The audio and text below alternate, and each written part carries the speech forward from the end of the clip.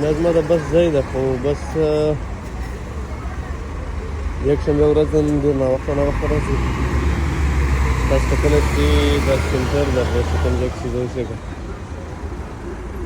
عموما د یکشنبه په ورځ د اتې په ورځ باندې خلک سوداوي کوي ډېر زیات کوي سبا دې کارونه شروع کېږي زه باید په هغه لار باندې لاړ شم په هغه لار باندې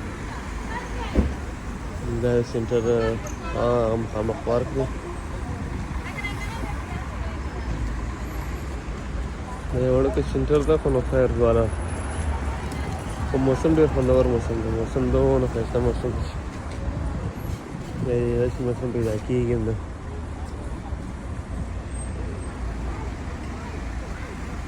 اوس تقریبا 11:30 شاوخوا دي او زموږ کار چې دی بیا تر ماخستانه پورې یعنې غرمه شروع کېږي بیا ماخستان 8 بجې 9 بجې 10 بجې 11 بجې رسېږي د ورځې پرې کار دی نو د یکشنبې په ورځ خلک چکرې وهي موږ روان یو کار چې بهرحال چې محنت کوې فایده به یې وړې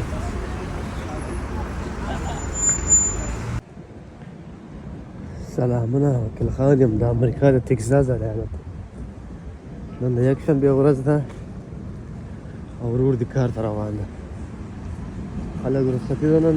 چکر ته وځي مو نن د یکشنبې ورځ هم کار ته ځو راځه خیر چې محنت کوې پوسې خلک کنځمه کېږي موسم هم ډېر خوندور ده هوا هم ډېر ښایسته ده رش هم ډېر زیات دي خلک راوتي دي د یکشنبې ورځ د خلک سوداوي کوي زما په 12 بجې کار شروع کېږي داسې یو 20 منټه دی بس سهار راماته ځم دا یې دومره خلک سوداوي کوي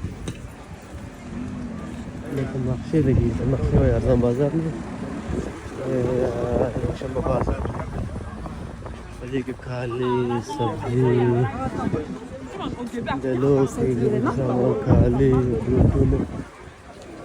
د زنانه سامان مردانه سامان د کور سامان ټول پیدا کېږي ارزان نه دي خیر خو بهرحال دومره ارزان هم نه دي او خلک ګل سوداوي اخلي خو بیا هم هلته اپشن پر بازار سیده ترسه ارزانه سامان پیدا کېږي ځکه ټول خلک راځي موږ سوداوي کوي ډېر استګېدلی ده تاسې هم کتلی شئ او زه ځوان روان یم کار ته روان یم د بس ځای ته بس به راځي بیا به بس کې ځو نن یکشنبه هم ده یکشنبې په ورځ باندې اکثره بسونه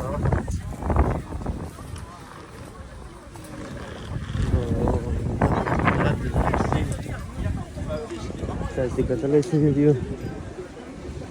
عربان توران پاکستانیان فرانسویان ټول سره ګډ وډ خو دا ډېره غټه نقشې ده په داسې ازاد بازار ډېر لرې لرې خلک ورته راځي زه خو نو دا ځوان روان دی کار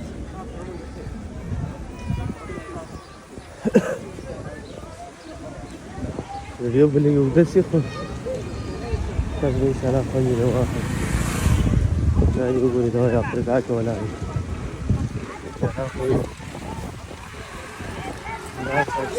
دا خلک خرڅوي